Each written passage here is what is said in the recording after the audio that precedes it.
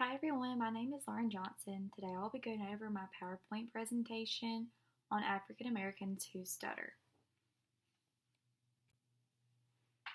This graph shows the percentage of European and African American children who stutter. The graph shows the percentage. The yellow represents African American children who stutter and the blue represents European Americans who stutter. When looking at their age range and gender, you can see that African Americans have a higher percentage of stuttering at ages 3 and 5. African American boys have a higher percentage of stuttering than girls.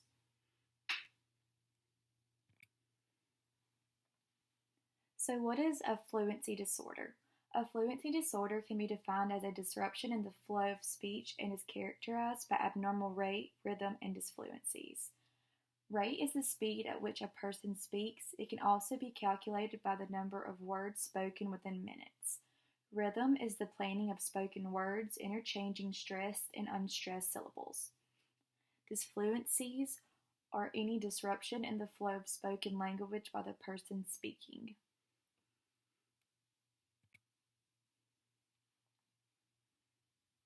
Now that we have reviewed what a fluency disorder is, let's define stuttering.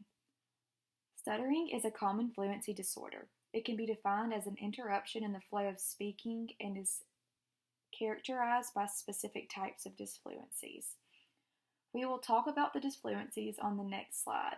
Not a lot of people realize the impact that stuttering can have on a person's overall quality of life. Stuttering can affect a person's psychological, social, and emotional well-being.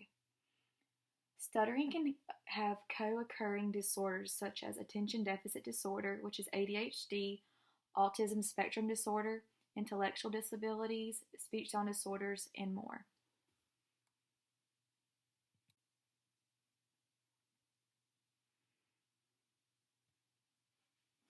A fluency disorder and stuttering go hand in hand, which is why they both are defined in this PowerPoint presentation.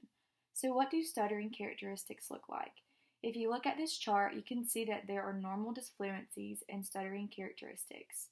Normal disfluencies are characterized by whole word repetition, part word repetition, interjection, and revisions. Stuttering characteristics are sound or syllable repetition, prolongations, and blocks. If you look at normal disfluency behaviors, there are none. However, if you look under stuttering behaviors, you can see behaviors such as physical tension, secondary behaviors such as eye blinks, facial grimacing, or changes in pitch. Negative reactions of frustration and avoidance behaviors and family history. Avoidance behaviors can result in less verbal communication.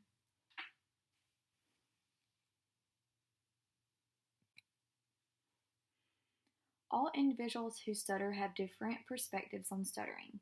It is common for stuttering to cause mental health anxiety, affecting their overall quality of life. Studies have shown that African Americans who stutter struggle with depression.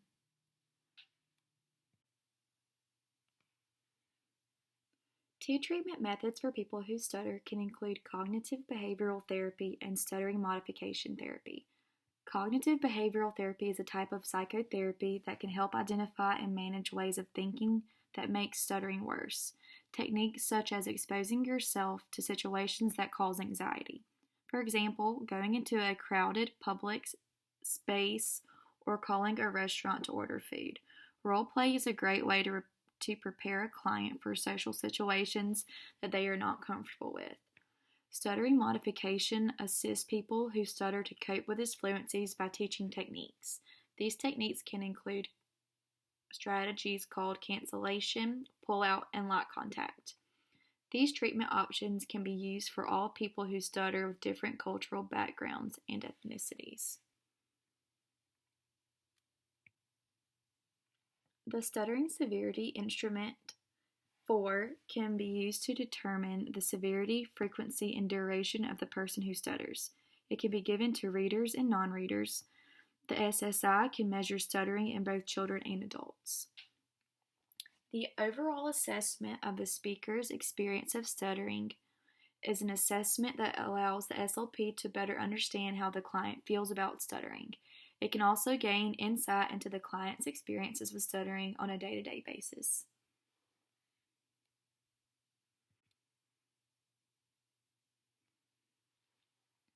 A study conducted by Briley and Ellis reviews the behavioral, social, and emotional well-being of children who stutter. This article aims to determine how the behavioral, social, and emotional well-being of children who stutter is different across 3 race ethnicity groups. For this study, parents of children who stutter were randomly selected from the households composed of 3 race and ethnicity groups by using the National Health Interview Survey. The parents of the children who stutter were asked to participate in a variety of questionnaires to identify the effect stuttering has on the overall quality of life of children who stutter. The children were from Hispanic, African American, and white families. Parents of African American and Hispanic children were less likely to report their child having worry, depression, and emotional difficulties than white children. However, there were negative qualities reported in African American children, such as worry, being depressed, and difficulty with concentration. The results indicate that there is an effect on the behavioral, social, and emotional well-being of children who stutter.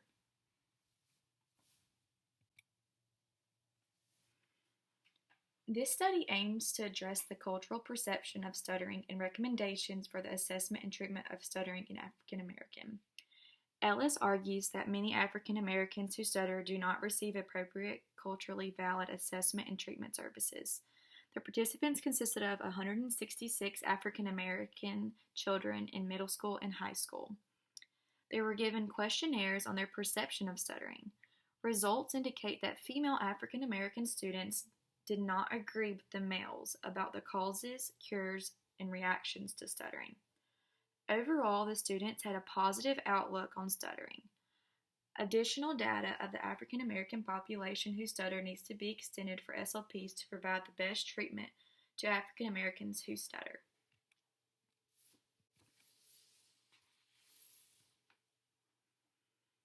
In conclusion, a fluency disorder can affect children and adults. It can affect any age, gender, or ethnic group. I feel that further research needs to be conducted on the effects that stuttering has on African Americans who stutter, so that better interventions can be implemented. Assessments allow SLPs to see the duration and frequency of a person who stutters. Stuttering can greatly impact a person's overall quality of life.